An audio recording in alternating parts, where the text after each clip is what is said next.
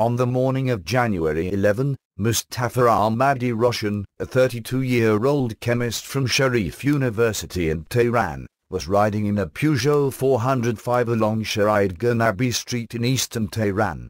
As his car inched through the morning rush hour traffic, two men on motorcycles approached Roshan's vehicle, attached a magnetic bomb to the side of the car, and raced off just before the Peugeot and its prominent passenger were blown to bits.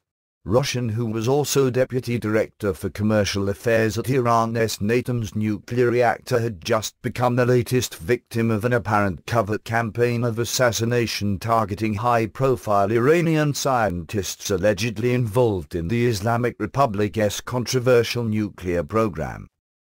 Tehran, already furious at the latest attempt by the United States and her allies to impose sanctions on Iranian oil exports, immediately accused the CIA and Israel of being behind the killing. Against a backdrop of economic sanctions and Iranian threats to close the Strait of Hormuz, Iranian-U.S. relations have probably reached a low not seen since the 1979-1981 hostage crisis. Suddenly a war between Iran and the West, long threatened but not seriously contemplated, is looking more and more likely. Low-level conflict with the Iranians is certainly nothing new. During the 1980s, while Iran was locked in a protracted struggle with Saddam Hussein's Iraq, the Reagan administration provided military escorts for oil tankers to protect them from the Iranian Navy. In a number of skirmishes, Iranian boats were sunk and oil rigs destroyed by the American military. In one tragic accident, the American guided missile cruiser USS Vincennes shot down Iran Air Flight 655 on July 3, 1988, killing all 290 civilians aboard. More recently, Iran has been plagued by assassinations and other suspect incidents that have taken the lives of a number of prominent scientists. 2 years to the day before Roshan's death, Masoud Ali Mohammadi, an Iranian nuclear scientist, was killed outside his home by a remotely controlled bomb hidden on a parked motorcycle.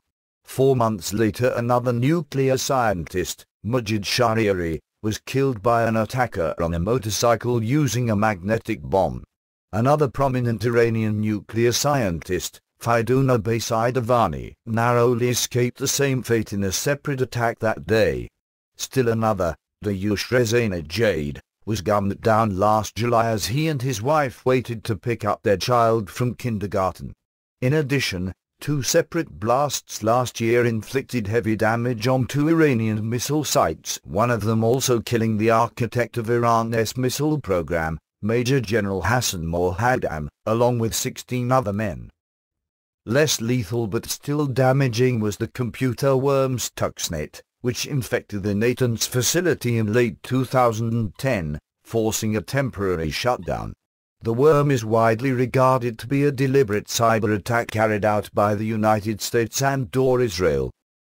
And the more than 30-year war of words between the United States and Iran continues apace, with U.S. Defense Secretary Leon Panetta warning on January 8 that any attempt by Iran to close the Strait of Hormuz, through which roughly 20% of the world's oil supply passes, will be tantamount to crossing a red line.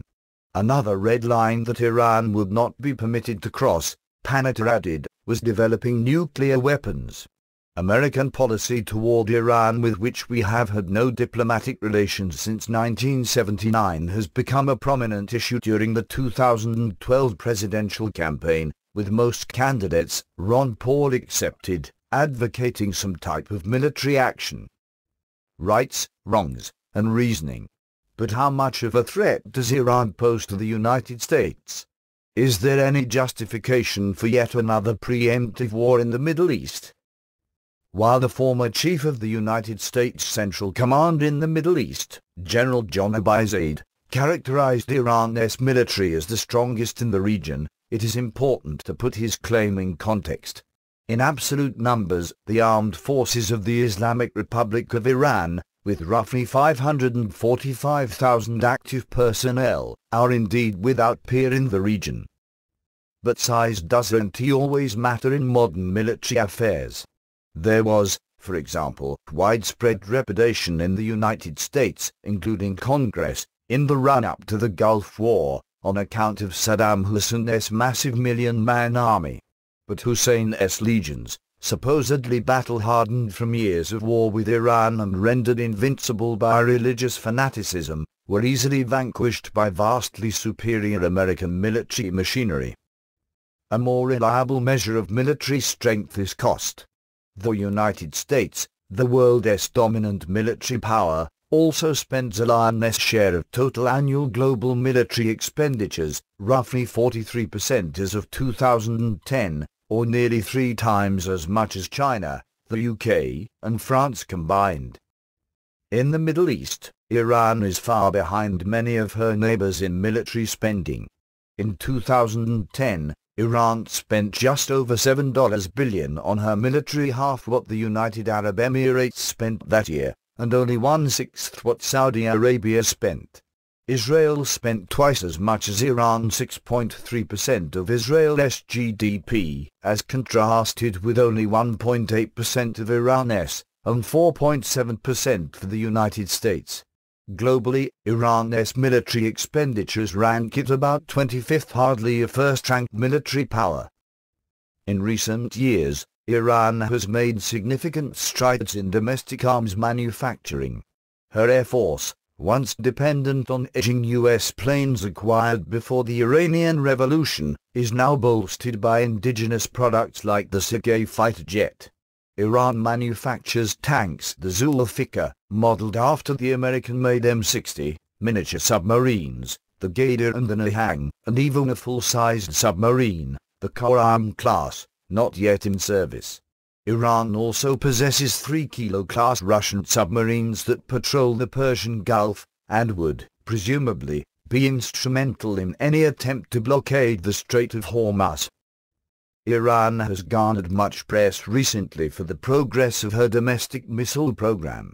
No longer reliant on the import of obsolete ballistic missiles like the Soviets' guns used in the war with Iraq, Iran now manufactures and regularly tests a variety of modern short and medium-range missiles, including the Shahab-3 with a range of 800-1,200 miles. Iran, like Saddam Hussein's Iraq of yesteryear, certainly has the capability of striking enemies like Israel and Saudi Arabia with missiles. The battlefield utility of ballistic missiles, however, is limited at best, as both the Gulf War and the war between Iran and Iraq amply demonstrated.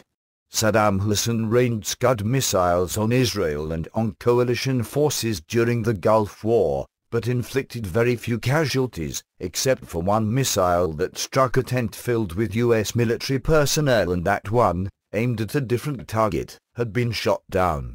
During the Iran-Iraq War, each side lobbed ballistic missiles at the other's cities, inflicting civilian casualties and sowing terror, but having little effect on combatants. And even where such missiles are forced to be reckoned with locally, Iran is very far away from having any ability to strike the United States or her allies in Western Europe with missiles. In fact, Iran's military development would probably attract no more notice than Saudi Arabia's were it not for her alleged pursuit of nuclear weapons. Since the completion of Iran's nuclear enrichment facility at Natanz, the Islamic Republic has begun enriching uranium, although not to anywhere near the 90% levels required for weapons-grade uranium. But with centrifuge cascades whirring non-stop day and night, it is at least theoretically possible for Iran to eventually stockpile enough enriched uranium to allow them to begin building nuclear weapons. Iran, the most dire warnings predict, could conceivably be only months away from having the bomb. There is no way to ensure, the International Atomic Energy Agency, IAEA, reported last November, that Iran will not in fact go nuclear, since the Iranians are believed to be working on nuclear trigger technology, another tricky part of building nuclear weapons that actually work, and on modifying their missiles to accommodate nuclear warheads. One think tank, the Institute for Science and International Security, now estimates that Iran could build a nuclear weapon within 6 months of deciding to do so. but are such claims credible? The evidence from other countries' efforts to develop nuclear weapons is anything but clear. Developing nuclear weapons requires mastery of a number of intricate technologies, among them engineering centrifuge cascades that can run for months and even years without stopping, the manufacture of intricate, high-speed switches known as cretins that properly placed and synchronized can create the implosion that will condense fissile nuclear material to a critical mass, and the miniaturization of warheads so that they can be delivered by plane or, preferably, by missile. Such technology is enormously expensive and difficult to develop, as the experiences of China, India, Pakistan, and North Korea all attest. China detonated its first nuclear device in 1964 and its first hydrogen bomb test 3 years later. Yet as of the mid-1990s, China was not believed to have the capacity to deliver nukes, either by missile or long-range bomber, to any U.S. targets. All of that changed, of course, during the Clinton administration, when American missile technology found its way into Chinese hands, thanks, it was alleged at the time, to crooked campaign deals brokered by Bill Clinton in exchange for re-election campaign monies from China. Yet even today, with China openly pursuing offensive military technology such as aircraft carriers and nuclear submarines, China still lags far, far behind the United States in military development.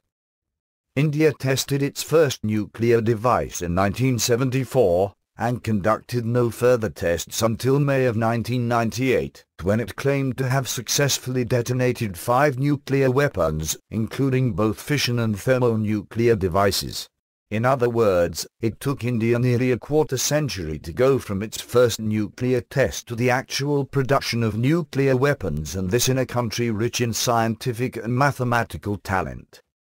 Following India's 1974 test, Pakistan's premier famously announced that the people of Pakistan might have to eat grass, but Pakistan would acquire nuclear weapons of their own. True to their word, the impoverished Pakistanis conducted nuclear tests of their own in 1998, the fruits of 26 years of work and untold economic hardship. The decades-old North Korean nuclear program finally bore fruit in October 2006 with the detonation of a small, probably flawed nuclear device that appeared to be significantly weaker than the bombs dropped on Hiroshima and Nagasaki. A second, marginally stronger device, but still far from the city-busting strength of thermonuclear weapons wielded by major nuclear powers, was conducted by the North Koreans in May 2009. Despite belligerent claims by the North Koreans to have a functional nuclear arsenal, it is far from clear whether they actually have working nuclear weapons.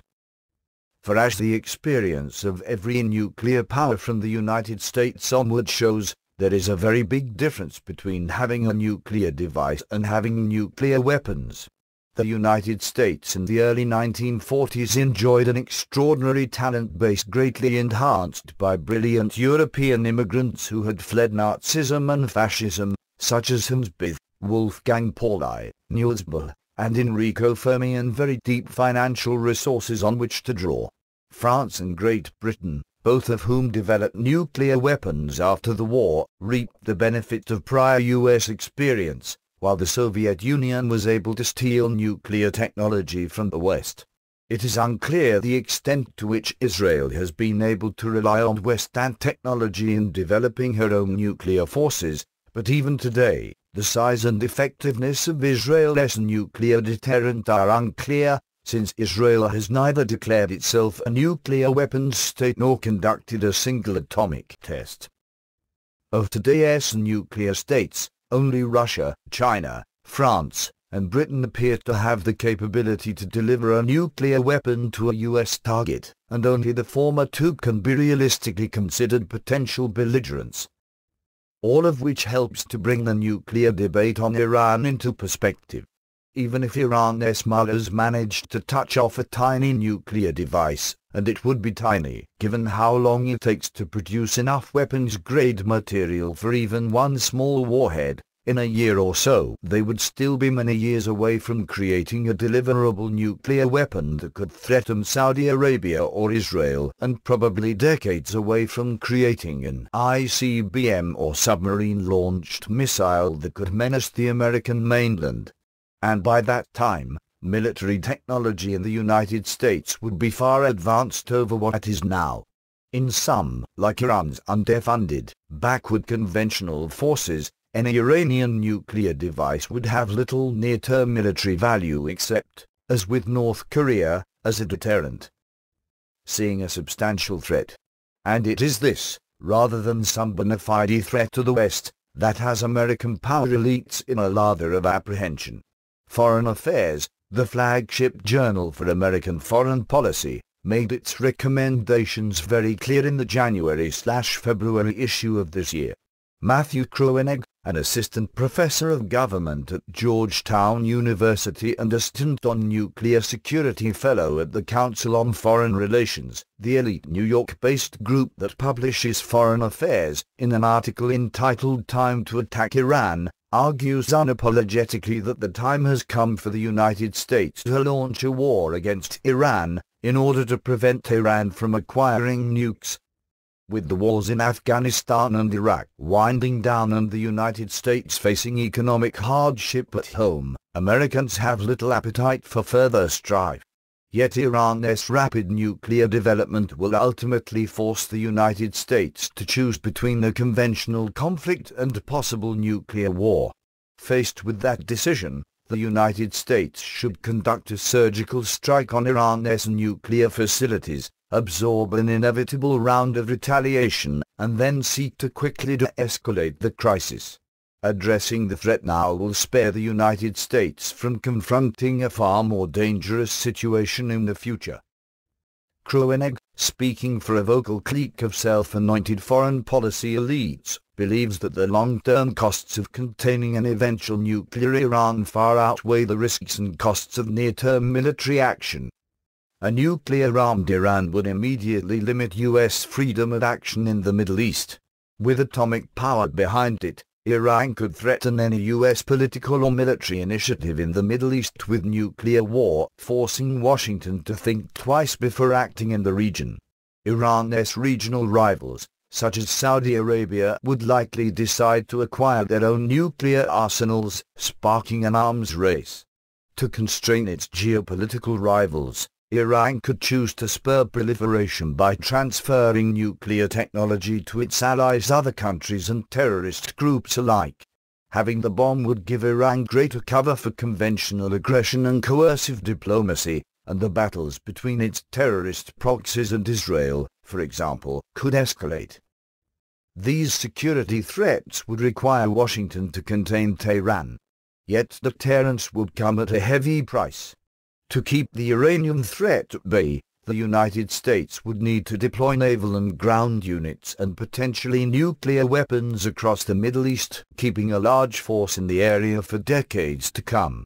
Alongside those troops, the United States would have to permanently deploy significant intelligence assets to monitor any attempts by Iran to transfer its nuclear technology. And it would also need to devote perhaps billions of dollars to improving its allies' capability to defend themselves. This might include helping Israel construct submarine-launched ballistic missiles and hardened ballistic missile silos to ensure that it can maintain a secure second strike capability. Most of all, to make containment credible, the United States would need to extend its nuclear umbrella to its partners in the region, pledging to defend them with military force should Iran launch an attack. We've heard all these arguments before, mutatis mutandis, regarding Iraq's Saddam Hussein and his non-existent stockpiles of weapons of mass destruction. Kroenig's premise that the United States ought to enjoy essentially unlimited freedom of action in the Middle East is pure imperial hubris.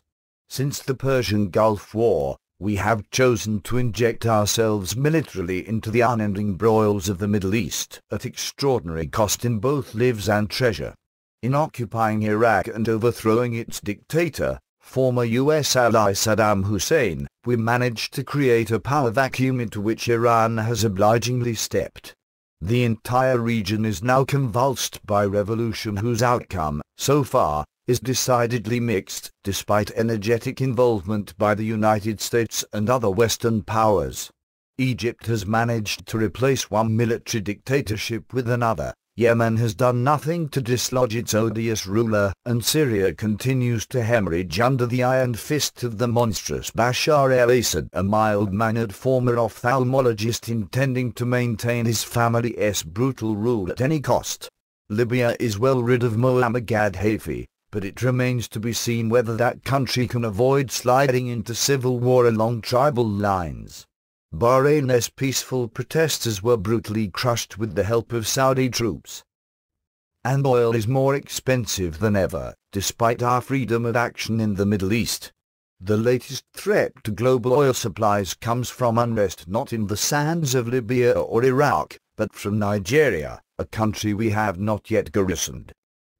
All of this has come about in the first place because of the insistence of U.S. elites on trying to micromanage a part of the world that we understand very little, and in whose millennia-old quarrels we have no stake. Our interests in the Middle East supposedly boil down to two things, oil and Israel. The first is hard to accept at face value, given that U.S. government policy elites have done everything they can to prevent the development of domestic petroleum reserves. Most of Alaska's North Slope and the east and west coasts of the United States are off-limits to oil drilling, this despite the fact that the Canadians have discovered and are exploiting substantial oil reserves off their Atlantic coast. The Athabasca tar sands of northern Alberta, the world's second-largest oil reserves, were on the verge of supplying the United States with the lion's share of needed crude oil, but on January 18 President Obama rejected a permit to expand the proposed Keystone XL pipeline, which would have conveyed vast amounts of oil from Alberta down to Texas refineries. America's political leadership apparently prefers the added costs, political and military as well as economic, of continuing to ship in our oil from hostile countries on the other side of the world. The other justification for American meddling in the Middle East, and withal for starting a war with Iran, is the protection of our ally, Israel. Yet no military treaty of any kind exists between the United States and Israel, unlike U.S. allies such as Japan, South Korea, New Zealand, Australia, and the members of NATO, all of whom we are treaty-bound to defend in the event they are attacked. In more than 40 years of independence, Israel has more than demonstrated her ability to take care of herself. In 1981, the Israeli Air Force destroyed an Iraqi nuclear reactor under construction at Ozayrak, and did the same with a clandestine Syrian nuclear facility in 2007. In three major wars fought against large enemy coalitions, in 1948, 1967, and 1973, Israel has emerged the victor.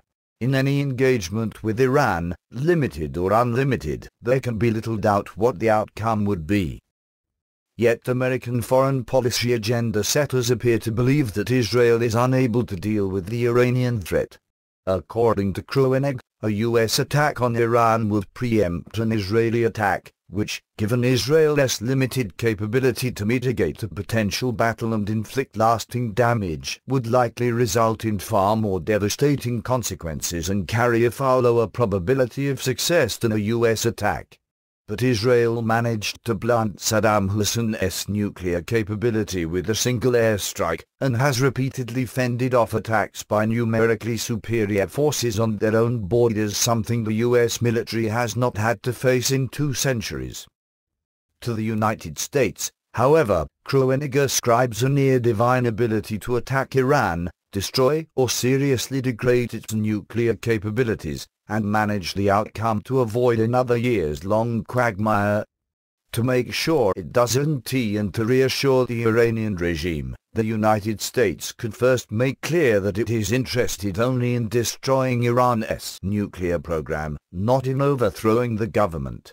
It could then identify certain forms of retaliation to which it would respond with devastating military action, such as attempting to close the Strait of Hormuz, conducting massive and sustained attacks on Gulf states and U.S. troops or ships, or launching terrorist attacks in the United States itself.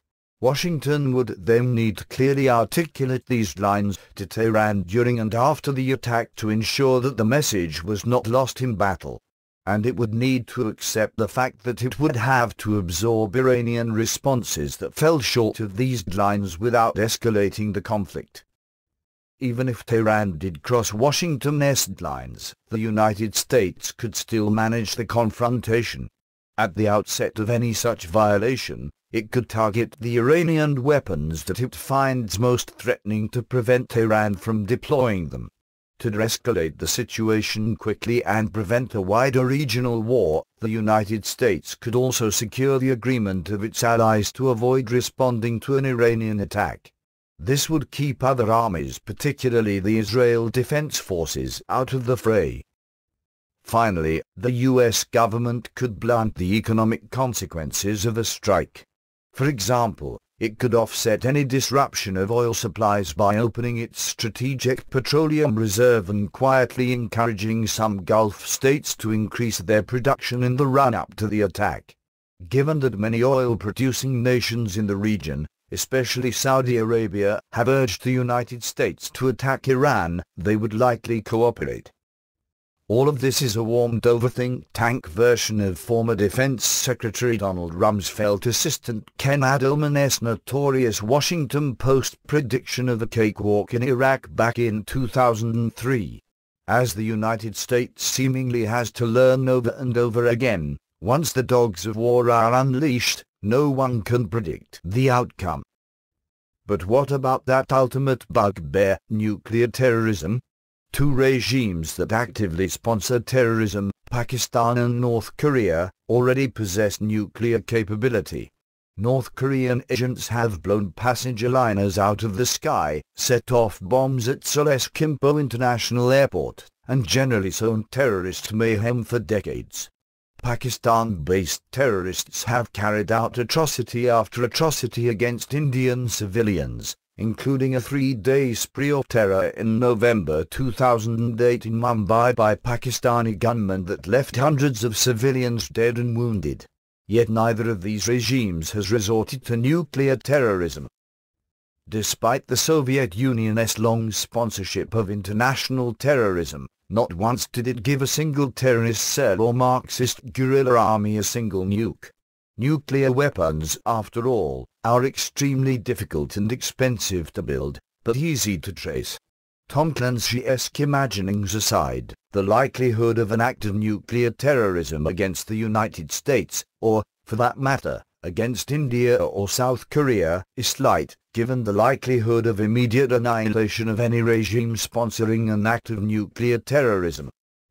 A war against Iran would likely cost many thousands of lives, since in the end, as with Iraq, we would end up having to occupy the country to fully impose our will, and trillions of dollars we cannot afford. While Iran arguably poses a threat to Israel, the country is more than capable of taking care of itself. Nothing about the history of nuclear weapons suggests any likelihood of a nuclear Iran using such weapons for anything but a deterrent. Nothing about the history of U.S. involvement in the Middle East suggests that another preemptive war in that region would be anything other than an unmitigated catastrophe. No one forces the United States to spend blood and treasure garrisoning the Middle East. We would be under no obligation to contain a nuclear-armed Iran other than that imposed by imperial hubris. With the end of the Iraq War and the drawdown in Afghanistan, it is well past time for America to mind her own business and allow the nations of the Middle East, including Iran, to mind theirs.